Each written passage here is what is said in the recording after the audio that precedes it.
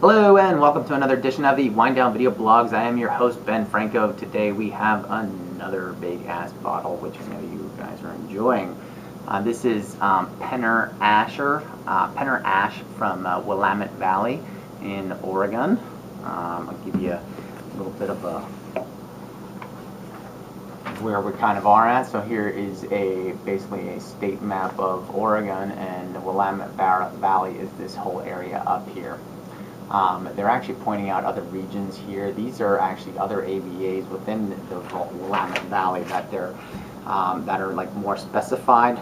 This particular wine comes from different areas within the Willamette Valley, not necessarily specifying any one AVA within the Willamette Vallay.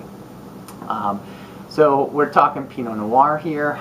Pinot Noir in the Willamette Valley has been doing very well. Prices skyrocketing.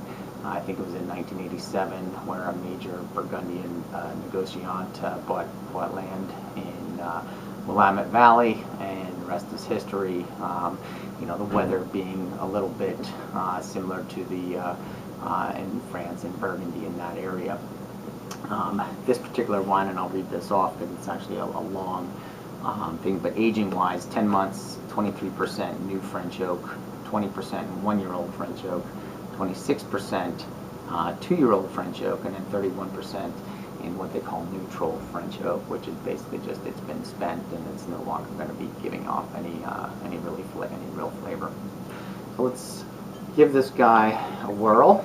I'm going to give you a little bit of just an FYI. I normally do not care for Oregon Pinot Noirs. They just have not been my favorites.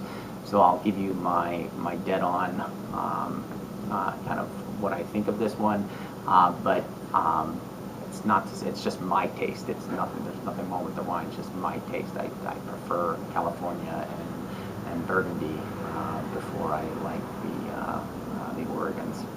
All right. So color-wise, pretty much as expected. Very, very kind of light style color. You can definitely see your fingers through it. Let's give a little swirl and a sniff. And I did have this bottle open for about an hour.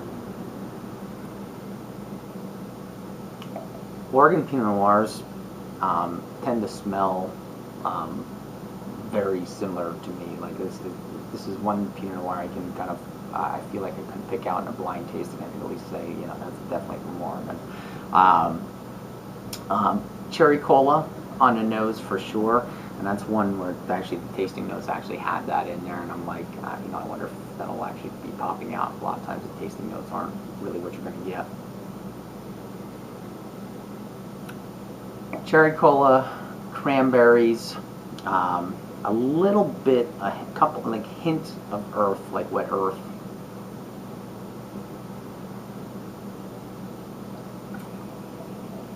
Maybe some cherry, but mostly it's mostly that tart fruit, like cranberry, pomegranate kind of thing. What's going on, and that cherry cola thing is really prevalent.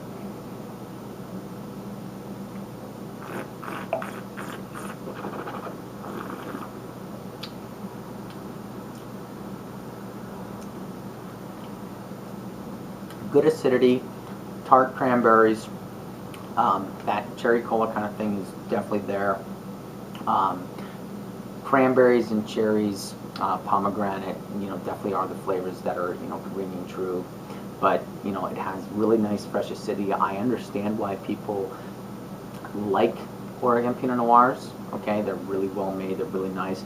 But I just don't care for the flavor profile for me. I just, this one's not that bad, but, again, this is me being honest. I've not cared for them, but I know a lot of you do love Oregon Pinot Noirs.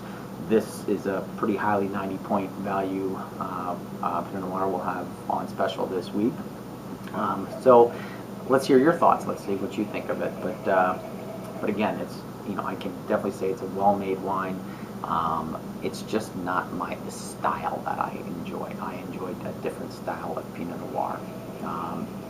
And it's even hard to explain. I like them a little earthier or a little bit more riper fruit up front. This is kind of like right in between, and I don't prefer this style. That's just my honest opinion. All right, we'll see you next time on the Winedown video blogs.